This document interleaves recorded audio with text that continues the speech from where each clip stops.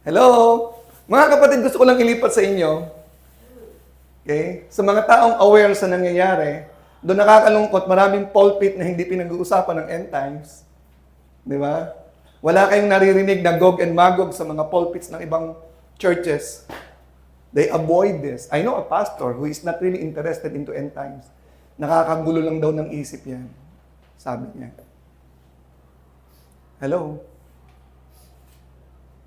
Okay na kayo? Naniniwala na kayo? End times na? O hindi pa rin? Kung naniniwala ka, kapatid, it will affect your life on how you're going to behave. Kahit nga hindi end times, sabi ng isang pastor, end times o hindi, parating ang rapture o hindi, dapat tayo maging prepared always. Of course. How much more if it's end times? Very clear. End times na. Last minute, ano ang gagawin mo? Para sa mga nanonood ng basketball, pag last 1 minute na ingat na po ang galaw ng mga players. Lalo na pagitgitan na po ang score. Talaga naman bawat pasa, bawat dribble, talagang ingat na ingat. Dahil baka sila matalo. Hello. So ang message po natin ay nagbibigay ng hamon para sa end times. Okay, may 3 bagay po kung bakit po kinakailangan tayong mabuhay na banal. 3 urgent reasons, but that's not really my preaching. Ang target ko po, ang kalaban po ng sanctification or pagpapakabanal, basically is worldliness. Kaya ang topic ko ay worldliness. Okay? Binanggit ko po ang meaning ng worldliness last time, balikin ko po sa inyo. Pero balikin ko po rin 3 reasons why we need to be lordly, godly, pursuing godliness, not worldliness. 3 reasons. Number 1. Napakahalaga po ng buhay na banal sapagkat ang pinaka-main objective po ng Panginoon sa buhay mo at buhay ko is relationship. Personal, private worship. Okay? Let this statement sink into your life. Sumasamba ka ba? Hello? Come on. Yes, you're here. Nananalangin ka ba? Meron ba dito hindi nananalangin? Kung nananalangin kayo, hindi kayo pwedeng manalangin, hindi kayo banal at sumusuko sa Panginoon. At ang taong hindi nagpapakamanal, hindi talaga nananalangin niya kasi alam niya, hindi nakikinig ang Diyos sa kanya. Alam niya yun. Okay? You are not into prayer life. Kasi hindi ka nakasuko sa Diyos Kasi ang requirement ng Panginoon for worship, prayer is holiness. If I regard iniquity in my heart, the Lord will not hear me. He that turneth away his ears from hearing the law, even his prayer is abomination. Proverbs 28 verse 9. So it requires surrender. We are required to live a surrendered life if we are a worshiper of the Lord. You cannot afford to worship God without living a sanctified life. You're insulting the holiness of the Creator. You can afford to pray without being a sanctified life. You're wasting your time. So the very urgent message about sanctification, because we are born and created and saved by God for the purpose of worship, and worship requires a sanctified life. Pagsuko. Oo, hindi perfectong buhay. Oo, nagkakamali. Pero sumusuko sa Diyos. Humihingi ng tawad, nagsisisi ng kasalanan. That's number 1. Pangalawa, walang taong gagamitin ng Panginoon na makapagbibigay ng glory sa Kanya pag hindi ka banal. Hindi po edukasyon ang inihingi ng Panginoon unang-una sa lahat. Hindi po talento unang-una sa lahat. Hindi galing mo unang-una sa lahat. Buhay na banal, gagamitin ka ng Panginoon. Kaya ang sabi ko sa mga deacons kanina, pag ikay maglilingkod sa Diyos, magpipreach kayo, huwag niyong titingnan, Lord, ano ang magagawa ko sa'yo? Dahil titingnan mo ang capacity mo, kulang ka sa edukasyon, kulang ka sa galing, manliliit ka. Ialay mo ang buhay mo sa Diyos. Sa kabila ng kaliitan ng iyong kaalaman, Lord, ano ang magagawa mo sa aking munting kaalaman? Ano ang magagawa mo sa aking limitadong talento? Hindi yung ano magagawa mo sa Kanya. At dahil ikay sumusuko sa Panginoon, kahit maliit ang iyong kaalaman, gagamitin ka ng Diyos sa Kanyang layunin sa buhay mo at sa pamamagitan ng buhay mo. Kaya holiness and sanctification is a top priority when it comes to relationship with the Lord Jesus Christ, for our usability and instrumentality for His great purpose, predestined purpose for your life and through your life. Amen? So yun po yung dalawang mahalagang reasons. Ako po ay nakatapos lamang sa Bible School nung 1 year, parang ayaw ko na magpatuloy. Dahil bago pa po ako pumunta ng Bible School, nagpipreach na ho kasi ako. So kaya lang po ako nagtapos ng bachelor. I started with theology. I ended up with bachelor in religious education. Dahil yun po yung hinihingi ng mundo, ang diploma. Pero sa paglilingkod sa Panginoon, ang dami mga nag-doctorate, 5 ang masteral degree. Hindi ho yun ang kailangan ng Lord. Buhay na banal. Oo, nagkakamali ako. Oo, maraming issue sa akin pwedeng pag-usapan nung nakaraan. Hindi ba ako pwedeng maging banal ngayon at bukas? Amen? Hindi ho pagandahan ng background. Hindi ho pagandahan perfect yung background nito. Ang ganda ng buhay nito nung nakaraan. No! Kung ang babatayan po natin ang nakaraan natin, walang qualified maglingkod sa Diyos. Puro tayo may bulok nakaraan. Amen? Amen, Pastor Olaguer? Nakikinig ka ba dyan? Okay, pangatlong dahilan. Bakit kinakailangan tayo mabuhay ng sanctified life? Malinaw-malinaw sa Biblia na binanggit ko last time in Ephesians chapter 5, verse 26 and 27. Pakitingnan po natin.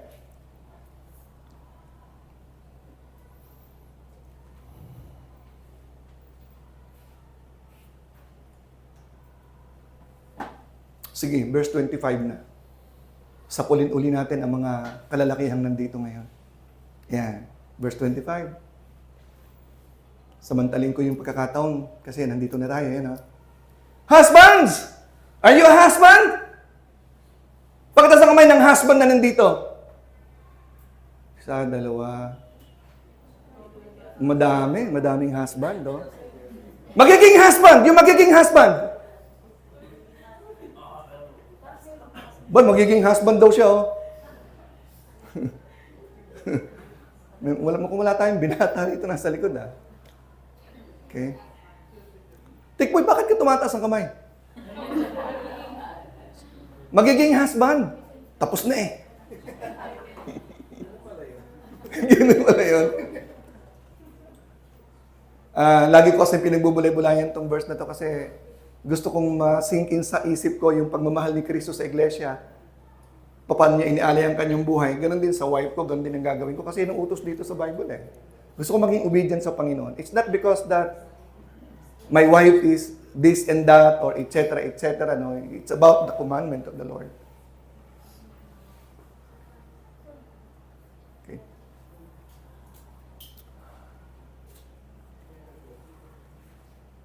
Okay. Husbands, love your wives, even as Christ also loved the church and gave Himself for it. Kaya nga mga dalaga dapat maghahanap kayo ng mga lalaking may tunay na pag-ibig sa Diyos na susundin niya ang utos na to. Naku, talo niyo pang tumama sa loto ng 10 beses. Di ba? Sorry ha, hindi yun siguro applicable kay Ora kasi para kay Ora tumama lang siya sa wedding eh. Hindi. Okay. Nagsisikap naman ako eh. Di ba? So, gusto ko mag-sink into kapag lalaki ka, yung mahalin mo yung asawa mo. Pero hindi po ibig sabihin po ng pag-ibig sa asawa, kinukonsunti mo asawa mo. Leadership po kasi pinag-uusapan eh. Bibigyan mo ng direksyon ng pamilya mo. Okay? Yun po yung verse 26. Tuloy po natin. Binigyan niya ang kanyang buhay sa iglesia upang kanyang isanctify at linisin ang kanyang iglesia. Ganon din po ang mga wife, kayo, mga husbands, kayo po yung instrumento to sanctify the family. Kung merong nananalangin sa pamilya mo, maliban sa akin, dapat ikaw, husbands, matindi kang manalangin sa kabanalan ng pamilya mo. Hello? Ba't ko matigas to? Parang ang sakit sa kamay.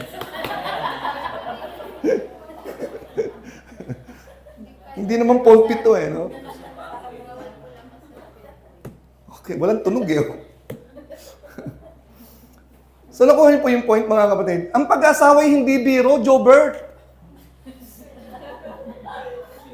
Dapat leader ka ng pamilya mo. Amen? Amen, James?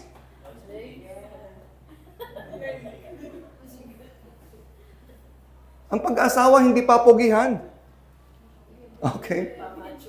That He might sanctify and cleanse with the washing of water by the word. Kaya dapat, well-versed sa Bible ang mga husbands. Dito na lang, di pa masakit. Okay. Verse 27. Why we need to be sanctified? Why? Why God would like to cleanse us and sanctify us? Why? That He might present it, the church to Himself, the wife to Himself, as a glorious wife, as a glorious church. So ang purpose ng Panginoon, why we need to be sanctified, is, especially today, we are in the end times and the groom is coming to take his bride. And we are the bride of Christ. At pagdating niyan, dapat tayo ay karapat-dapat malinis. Hindi tayo nakikiapit sa sanglibutan. That's why the message about worldliness, ladies and gentlemen.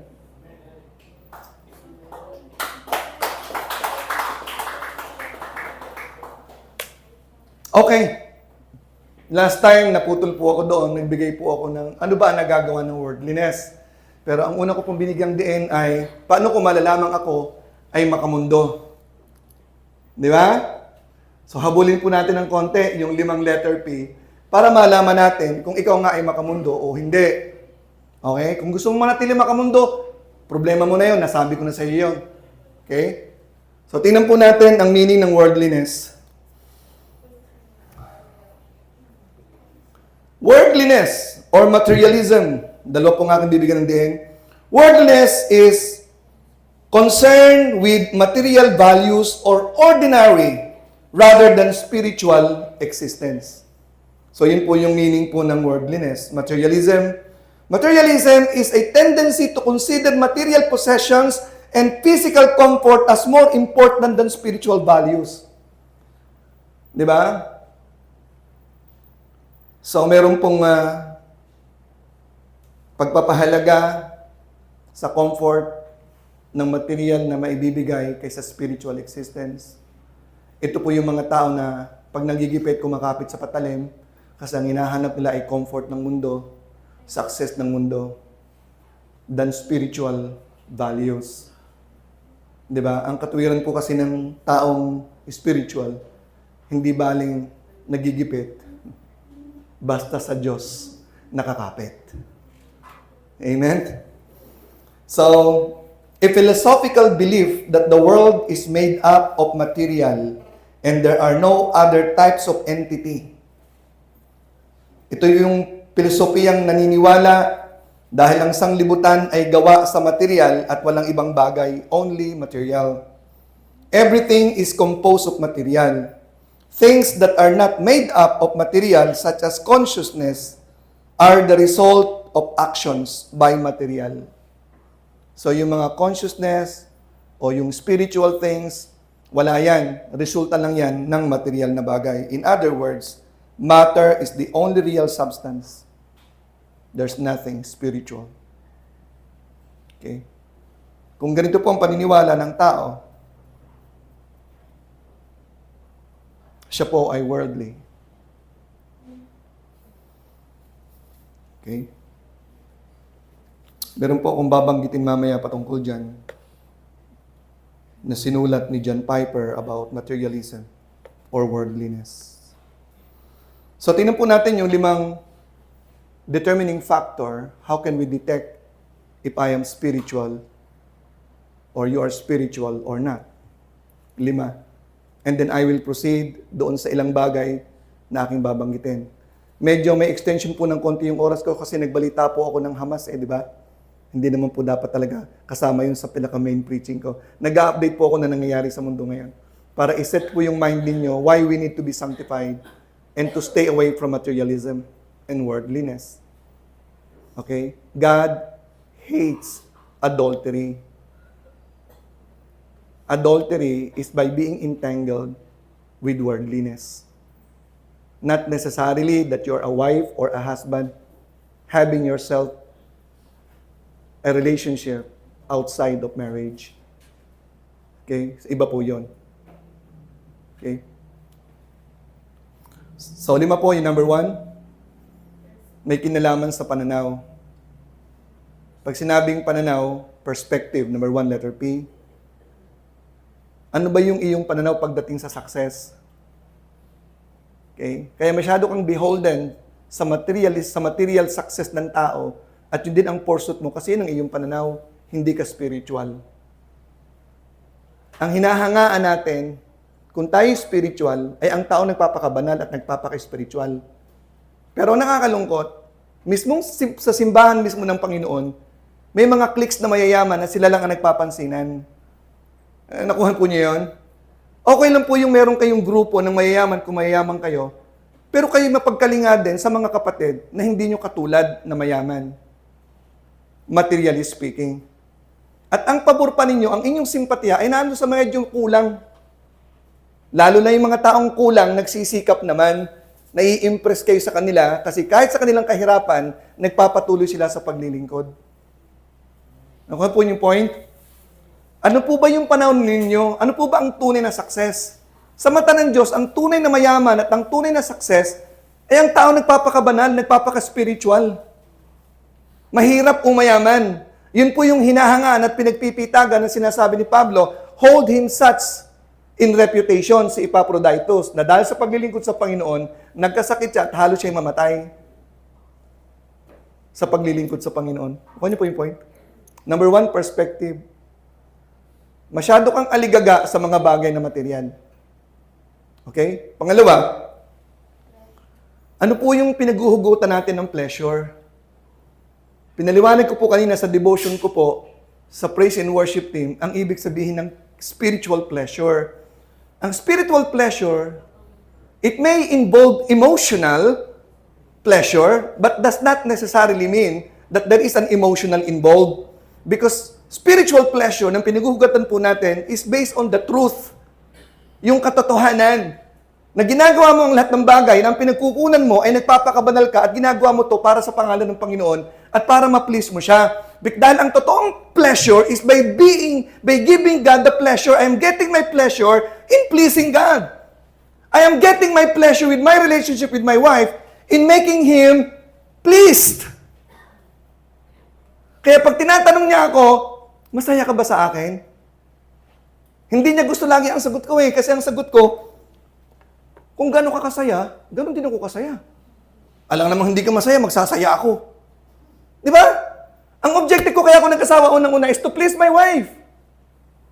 Hindi para gamitin ko siya for my own personal pleasure.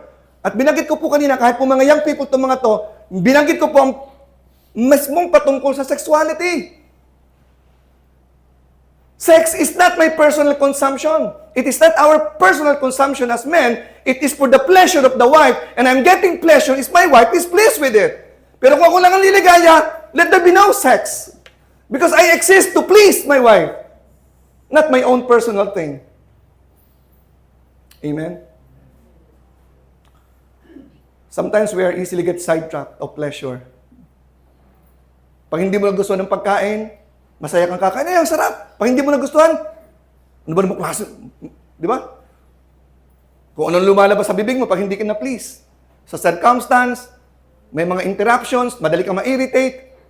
Come on. So you're getting pleasure from nonsense things, from the material things. So hindi po yun ang tinatawag na spirituality. Ang spirituality is based on the truth. I am in the presence of Christ. I am pleased with the presence of Christ and I am pleasing Him. Yun po yung pinaghuhugutan natin. At kapag natutunan po natin ang pleasure is coming from the Lord Jesus Christ, your pleasure is based on the truth and it is permanent. Hindi siya basta nasa-shake ng circumstansya. Tama po ba? Kasi kung hindi si Christ ang pleasure mo at nasa pera, paano pag wala ka ng pera? Tapo na ang pleasure mo. Magulo ka na, madami ka ng sinisisi. Kung ang pleasure mo ay nasa circumstansya, pabago-bagong circumstansya. Minsan umuulan, minsan hindi. At kung nasa tao ang pleasure mo, minsan nakakatuwa siya, minsan nakakainis siya. Minsan ang sarap niyang halikan, minsan ang sarap niyang batukan. Di ba? Pero kung ang pleasure natin na spiritual tayo at hindi material, at spiritual, lagi pong consistent ang pleasure mo. Not based on emotion. Sometimes, yes. Truth will influence emotion, but not the emotion will influence the being. That's true spirituality. Amen? Pangatlo. Sa listahan nyo, ano yung pangatlo? Number 1, perspective, pananaw. Pangalawa, pleasure. Pangatlo, masusubukan po ang inyong spirituality sa inyong prioridad. Ang prioridad mo, kung spiritual ka, nasa utak mo, ay ang prioridad ng Panginoon. Ang mga alagad ay nagugulumihanan kasi ang kanilang prioridad at iniisip, paano kami kakain? Anong aming iinumin? Anong aming dadamtin? Diba? Kaya nandun po yung sinabi niya, seek ye first. The priority ng taong nagpapakabanal na hindi worldly ay ang priority ng Panginoon. Ang pag-unlad at paglago ng kanyang iglesia. Ang kanyang priority ay ang kanyang relasyon sa Diyos. Amen? Well identified natin mga Kristiyano ang priority ng Panginoon, relationship. Kaya kung hindi po tayo gigil, obsessed, burdened about quiet time and personal private worship, that's not your priority. It's something else. Kaya hindi ka prayerful eh. Kasi iba ang priority mo eh. Iba ang pleasure na pinagkukunan mo. Iba ang perspective mo. Pang-apat, na-define ang purpose mo sa life. Dati-rate, kaya ka nag-i-exist, pinalaki ka ng magulang mo, oy anak, mag-aaral ka mabuti ha. Tapos pagka nag-aaral ka na, dapat makabili ka ng ganito, magkaroon sa sariling trabaho, magandang trabaho mo, yun ang mentality natin. Kaya kahit naging Kristiyano, minsan ganun din tayo. Palakihin nyo mga anak nyo, anak, lumalaki ka, okay yan, magtapos ka. Pero yung church, priority natin yan, huwag mong kakaligtaan yan. O yung quiet time mo, major yan ha, huwag mong kalilimutan yan. Paano nyo pinapalaki anak nyo? Para magkaroon ng magandang trabaho, tapos malayo sa Panginoon? Come on! You don't know your purpose. Ang purpose ko bilang magulang ay hindi upang paaralin ko aking mga anak, bagamat kailangan sila mag-aral. I want them to become spiritual. Because that is the priority of spirituality. Maging spiritual yung pamilya natin. Hindi nyo dinadala sa church sa mga anak nyo, saan nyo sila dadalhin? Hindi nyo hinuhubog sa Panginoon, sino huhubog sa kanila? Di ang mundo. Eh tayo ang hinuhubog natin ng mga Panginoon, pahirapan pa. Mga anak natin, dinadala natin sa church, pahirapan pa. Lalo na kung hindi. Amen? Diba? Anong priority nyo mga kapatid? Darating ng Panginoon, anong priority mo? Saan mo ilalagay ang investment mo sa mundo? Kung hindi mo gagamitin sa Panginoon. Bubulagain ka ng rapture. Sayang. Sana nagamit ko yung sa soul winning yung buhay ko, tsaka yung mga pera ko dyan. Sayang. Nag-iwan lang sana ako ng konti. At least kung tumagal-tagal pa, at least naman. Di ba? Sige, mag-isip po tayo. Purpose. Ang sabi po ng isang preacher, ang tragedy sa life is not death, but a life without a purpose. I am ruled by the principle, a life that is without a purpose and have not yet found the purpose, okay, is not yet living his life. You will only start living your life after you found your purpose in life for Jesus, for God. Wala pong iba. Bakit ka naghihirap? Bakit ka nagkapapakapagod sa trabaho? For the purpose of serving God. Amen? Bringing my family to God. Di ba? Kaya ako gusto maging mabuting ama, maging good provider, so that my family will serve God. Amen? I exist for the purpose of pleasing God. Yan po tayo that will lead to last P, passion. Okay? Whatsoever you do, whether you eat or drink, do all to the glory of God. Ang kaibahan po ng taong kumakain, okay, ay yung kanyang motive bakit siya kumakain. Pag pumunta kayo sa restaurant, okay, mamahaling restaurant, papasok ka sa mumurahing restaurant, okay, yung ibang nasa mamahaling restaurant kumakain for gluttony, for personal consumption, for personal desire, ikaw naman kumakain ka sa mumurahing restaurant, for the glory of God. And I am being noble in what I am eating because I am eating with a passion to glorify God. Bakit ko ginagawa na kung ginagawa? I am burdened by the passion of giving God the glory. I may eat, I may drink, but not glorifying God. But God is giving me the opportunity that whenever I eat my food, I will give God the glory. And I take that opportunity Okay? To give God the glory even in my eating. Amen? So, din po yung 5 palatandaan kung tayo ay spiritual o hindi. Number 1, perspective, pananaw. Pangalawa, pleasure. Pangatlo, anong priority? Pang-4, purpose. Pang-5, passion. Anong obsession natin sa buhay? Ano ang ating pinakamarugdog na hangarin? Will determine if you're spiritual or not. Okay? Bibigay ko po yung ilan sa mga... Nagbigay po ako ng 3, hindi ko na po tatagalan yung 3 nung nakaraan, out of 9. Ano ba ang nagagawa? Ano ba ang direksyong ibinibigay ng pagiging material or worldly sa tao? Ang binanggit ko po last time, okay? It drives you to become warrior. Kumukuha ka ng sense of security, sense of significance sa mga bagay ng mundo, kaya wala kang tunay na security kasi wala naman talagang security sa mundo. Kaya habol ka ng habol sa material. Kaya nagiging warrior ka. 'Di ba?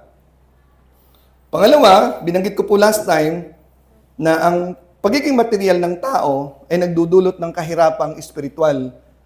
Dahil inatak po ng Panginoon sa Revelation chapter 3 ang Church of Laodicea na nagsasabing wala kaming kailangan, we are rich and have need of nothing in Revelation chapter 3.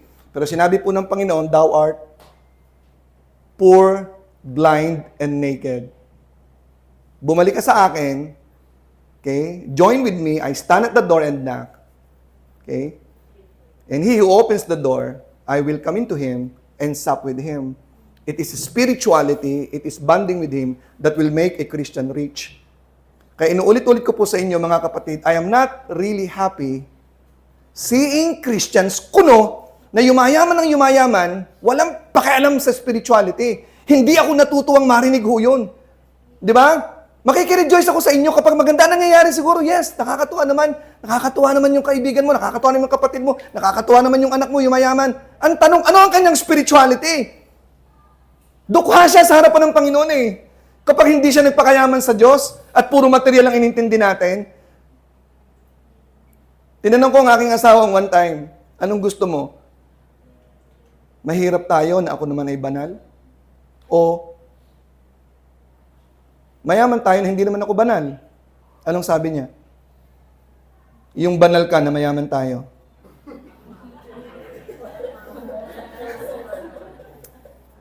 Kayo, anong gusto niyo? Tama yun. Amen. Okay, pangatlo pong binigay ko nung nakaraan. Okay.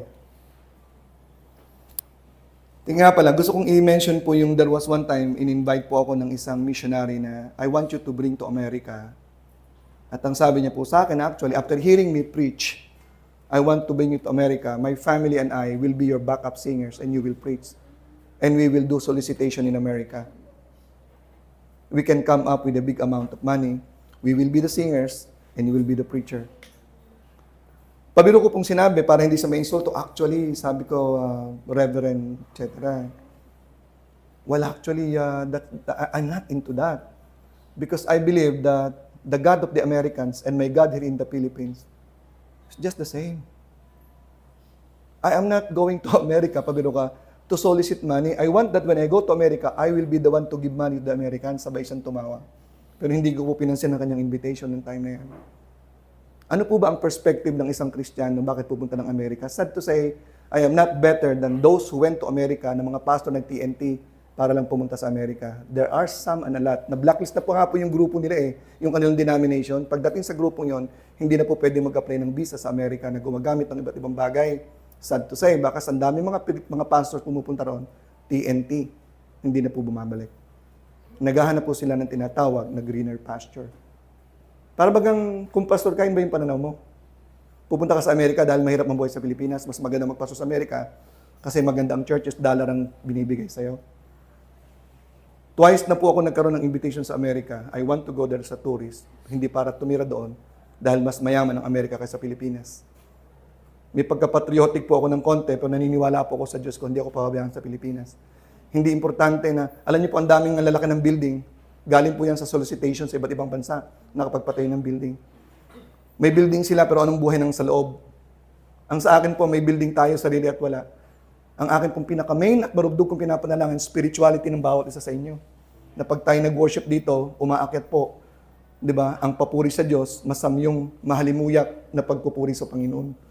Amen? Yun po yung pinaka-main concern ko, yun po yung pinaka-heartthrob ng isang pastor na nandito sa inyong harapan. Sa pamilya ko, ganun din. I'm trying to be a good father and providing for their needs, nagsisikap. Okay? Pero on top of everything, I want my family to become spiritual. Ang hirap naman akong preach ako ng preach dito, tapos sa pamilya ko, bulok naman ang buhay namin. That's what I'm saying to my children. I may be, preaching a lot in the pulpit and I'm a failure in the house. That is a tragedy for me as a pastor. Amen? Okay. Nagtagal ako dun ha. Pangatlo, pag tayo po yung nagpakamundo, marami po nagtanong sa akin, Pastor, I was not able to get your last point. Pag tayo po yung nagpakamundo, inuulit ko po yon. Balikan po natin ang Hebrews 11:24 to 26 at tingnan po natin ang totoong kayamanan dito. Hebrews 11:24 to 26. Magbanggit ako siguro ng isang point. Okay? Dahil may exam pa po tayo eh. Ang exam ko po ay 20 questions. 20 questions lang po plus 100, 120 lahat. Hindi. Okay, tingnan po natin. Ang sabi po dito sa 11:24 ng Hebrews. May gagamit. May gagamit ng place. Kaya wala mo ng exam, may gagamit ng place. Okay.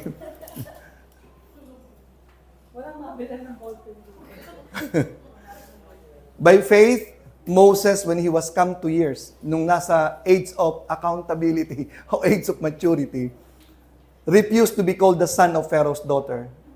Alam po natin si Moses, siya po ay anak ng Hebrew. Siya po ay inadopt ng prinsesa na walang anak. Walang ibang successor, kundi si Moses po ang successor ng Pharaoh. Okay? Siya po yung unang-unang nasa lineup na magiging Pharaoh.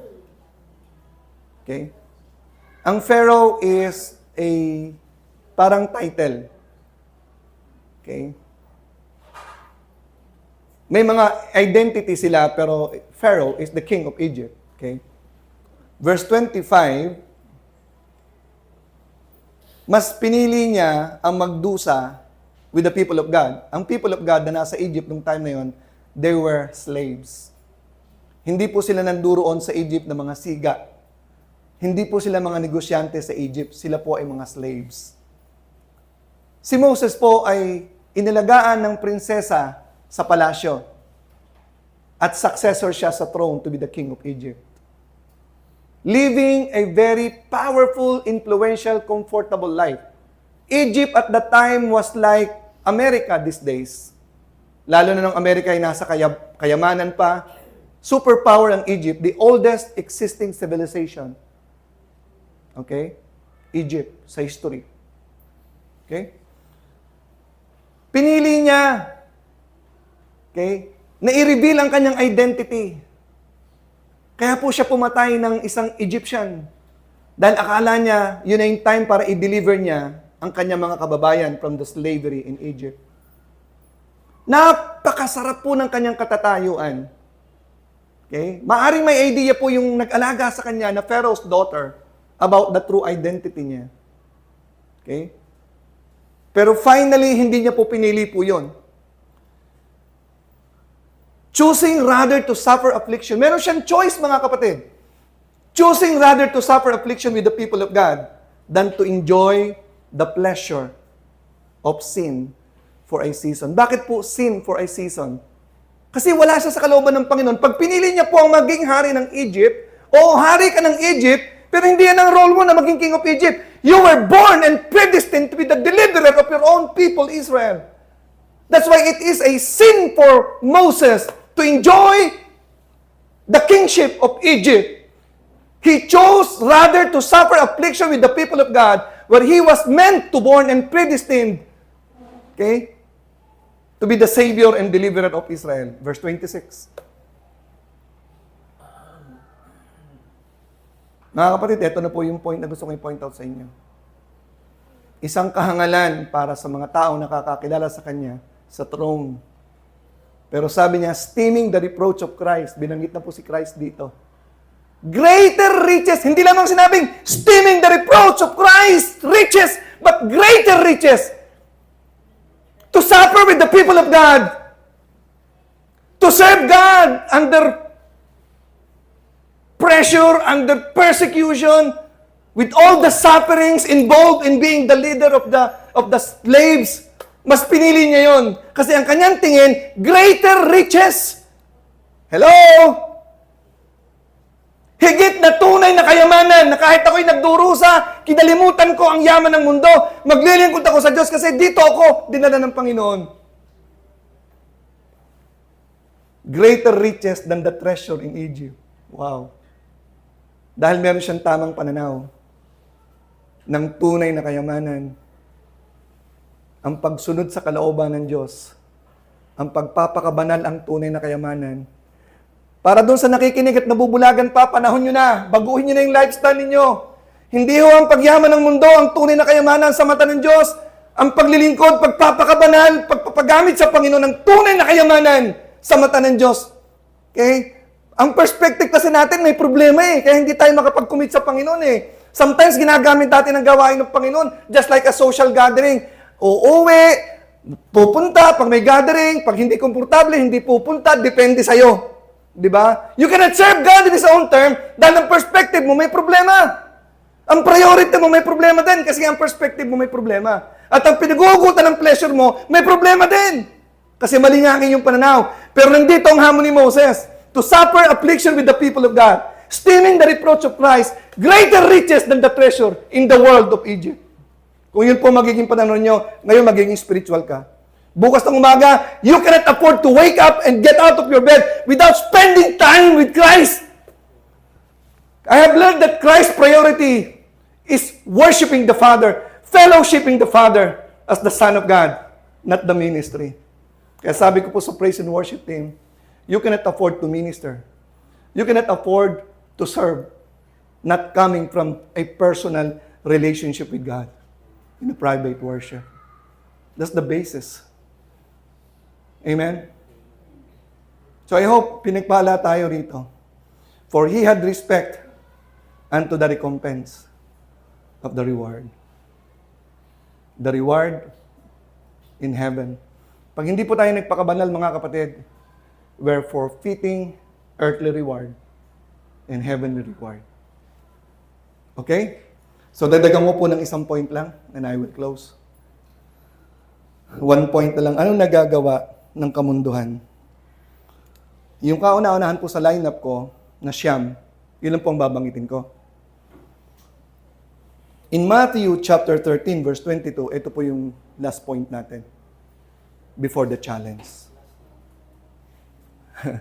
Mamaya ho, maiwan si Mark. Gusto niya pang may karugtong Okay.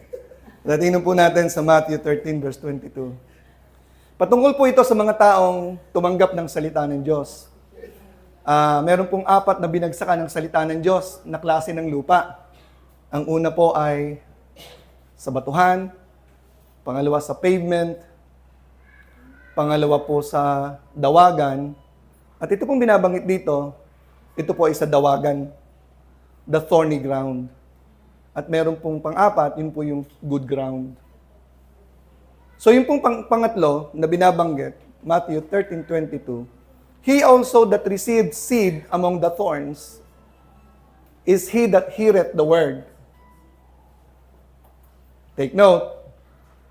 And the care of this world, worldliness, and the deceitfulness of riches choke the word, and he becometh unfruitful. Mga kapatid, ang linaw ng sinasabi dito, kaya hindi po nag-grow at hindi naging mabunga dahil sa kamunduhan. Masyado niyang pinapahalagan, may problema sa perspective, the care of this world, the deceitfulness of riches. Kasi sa totoo lang po, nakakadeceive talaga ang mayaman. Di ba? So meron po ako nakita po dito sa internet,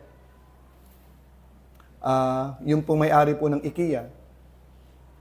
Yung po palang IKEA Philippines, Pilipino po yung may-ari niyan. Yun po yung pinakamalaking IKEA sa buong mundo. At nakita po yung kanyang pinapakitang yaman niya. Meron po siyang helicopter, meron po siyang jet. At alam niyo po ba yung tubig na kanyang iniinom sa umaga? Isang bote po noon, hindi ko alam kung ilang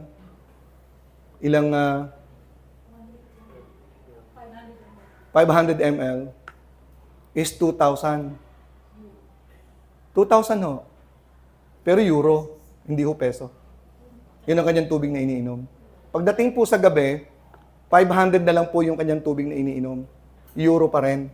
Pero nakakatatlong bote siya every night. Yung may-ari po ng IKEA. Tapos, 1 kilong bigas na kanyang kinakain po, Gucci rice kung tawagin, is 2,000 euro per kilo. At minsan po, nagpunta siya ng Italy, siya po ay bumili ng noodles. 40,000 euro ang isang pack. So, meron po palang ganong klase ng mga pagkain.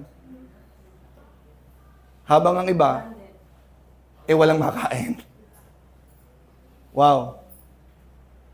Ang sabi niya, kaya ako bumili ng jet, dahil gusto ko maglakbay, na walang kasama sa sasakyan, ako lang. Kala ko, ako lang ang ganun meron pala, dalawa pala kami. Okay. So, parang kung ang iyong perspective ay mundo, uy, kukuingit naman, ang sarap naman ng buhay na ganun. Kung sino man ang taong nabubuhay sa karangyaan ng material, tandaan mo, ang sabi ng Biblia, ano ang kapakinabangan ng isang tao?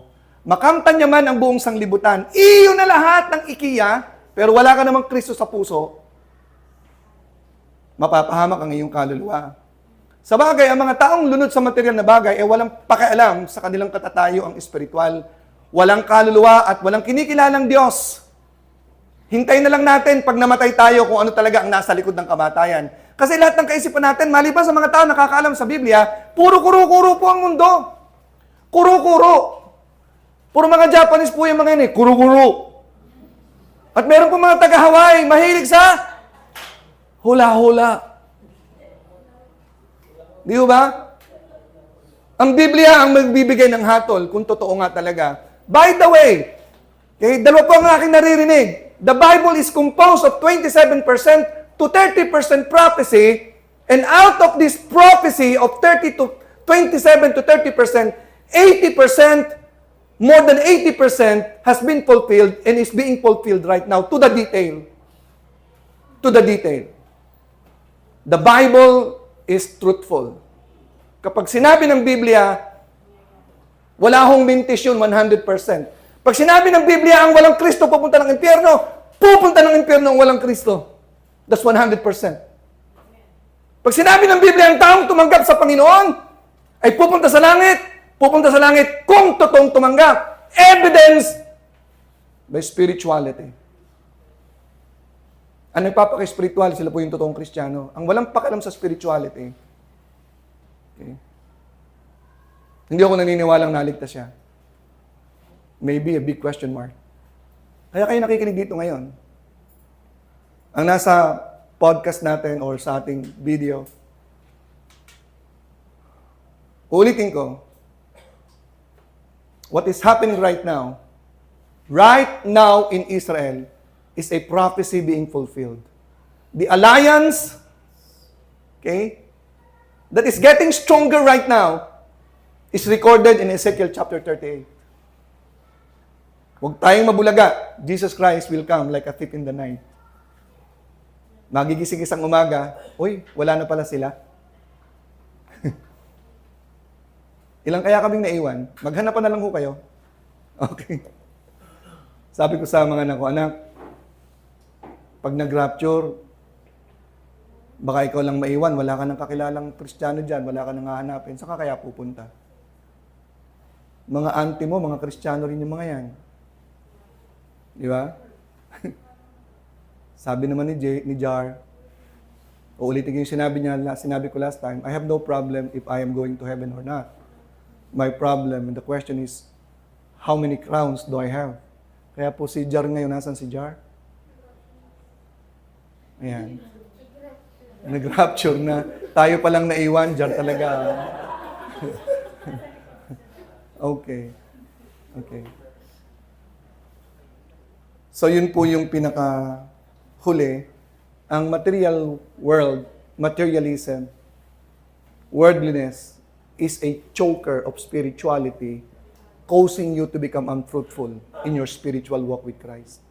Kaya wala tayong bunga, wala tayong pakialam sa buhay na spiritual, wala tayong pakialam sa Bema Judgment, wala tayong pakialam kung may bunga ka o wala. Kasi hindi ka nga spiritual, na-choke ka ng bagay ng material. Ang mundo mo, paano ka aasenso sa mundo, paano makakamta ng mga pangarap mo, paano ka magkakaroon ng sense of security, sense of significance sa mundo. Kaya wala kang pakialam sa spiritual na bagay. Binibigyan mo lang ng daan paminsan-minsan ng spirituality para masabing may Diyos ka rin. Pero hindi naman totoo ang Diyos mo. Dahil kung totoo ang Diyos natin sa buhay natin, siseryosohin natin, ang araw-araw na spiritual walk natin kay Christ, lalo na pagising sa umaga, you cannot afford to get out of your bed without spending time with your God. It is a great insult for us Christians na mas nahuhumaling tayo sa mga bagay ng mundo kaysa mga bagay ng langit. At ito na po yung quotation na nais kong banggitin sa inyo from John Piper. I will continue with the remaining points. Ang sabi po ni John Piper, if you don't see the greatness of God, may I have your ears on me, please? If you don't see the greatness of God, then all the things that money can buy become very exciting. Kasi nasa mundong utak mo eh. If you don't see the greatness of God, then all the things that money can buy can become very exciting. Ang thrill mo nasa bagay na material kasi you have not seen the greatness of God. If you can see the sun, you will be impressed with the street light. Uy, ang ganda ng ilaw, ang ganda naman ng kalye dito, ang pinagawa ni Isko, ang ganda naman dito sa Manila. Di ba? If you've never felt thunder and lightning, you'll be impressed with fireworks. And if you turn your back on the greatness of God, you'll fall in love with a world of shadows and short-lived pleasures. Fleeting pleasures ka lang. By John Piper. Another one, a quotation.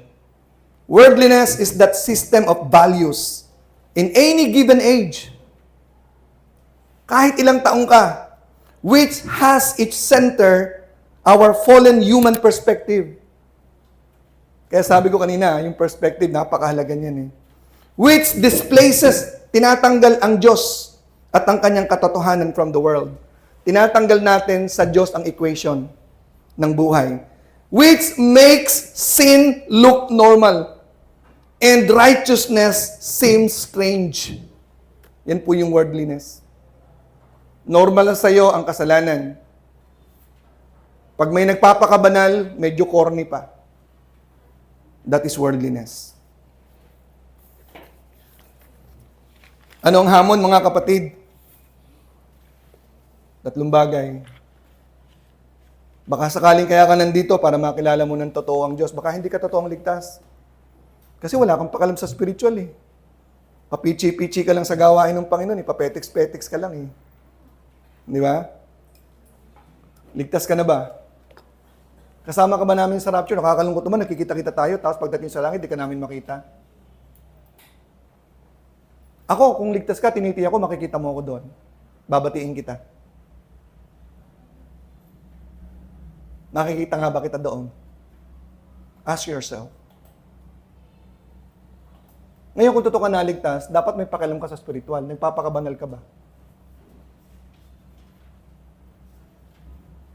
Dahil ang isang bagay dito sa Bible na resulta ng worldliness ay pakikipag-alitan sa Diyos. Pakikipag-alitan sa Diyos yan. James 4:4. Yun po yung isang point ko na gusto kong bigyan sa inyo. Naglilingkod ka ba talaga ng tapatan sa Diyos? And then finally, mga kapatid, yung binanggit kanina ni John Piper, God is a jealous God. Paulit-ulit po yan sa Biblia. Let me give these two verses. Deuteronomy chapter 4, verse 24. Deuteronomy chapter 6, verse 5. About a statement from the book of Deuteronomy. For the Lord thy God is a consuming fire, even a jealous God. Tinupok niya po ng apoy sa book of Numbers ang maraming Israelita. Tinupok ng apoy direct from heaven dahil sa pagsamba sa Diyos-Diyosan at pagiging reklamador. He's a consuming fire. Sinusunog niya ng buhay ang mga tao nung una na gumagawa ng karumal-dumal sa kanyang harapan as a sample. And God is a consuming fire. Ibig sabihin noon, kinakain ng kanyang apoy ang inyong handog pag siya'y nalulugod. Okay? The Lord God is a jealous God. Yan po yung dahilan, mga kapatid, na ang laking insulto kasi sa kanyang pagka-Diyos, pag meron kang pleasure, higit kaysa sa Kanya. Ang laking insulto sa Kanya noon. He is the most wonderful God. The most beautiful God. The fairest of all. Kaya sabi po ni David, O God, Thou art my God, early will I seek Thee. My soul thirsted for Thee, my flesh longeth for Thee in a dry and thirsty land, where no water is. To see Thy power and Thy glory, as I have seen Thee in the sanctuary. One thing have I desired of the Lord, that will I seek after, that I may dwell in the house of the Lord all the days of my life, to behold the beauty of the Lord, and to inquire in His temple. And it is an insult for us Christians to be attracted with worldliness. It's a great insult to the greatness of God. That we are not mindful of God when we wake up in the morning to praise Him and to see the glory and the power of God in your life in the morning. Anong inuunan mo sa umaga? Saan natin ginagamit ang ating buhay? Ano ang priority natin? Saan tayo umuhugot ang pleasure natin? Ano ang passion ng puso mo? Ang ganda ng awit kanina. You are holy. You are my everything and I adore you. That song makes me cry. Dahil ang hirap hugutin ng sincerity para kay Lord. Amen? Amen. Get saved. Get sanctified. Get serving. We are in the end times. Tayo pong lahat ay tumayo.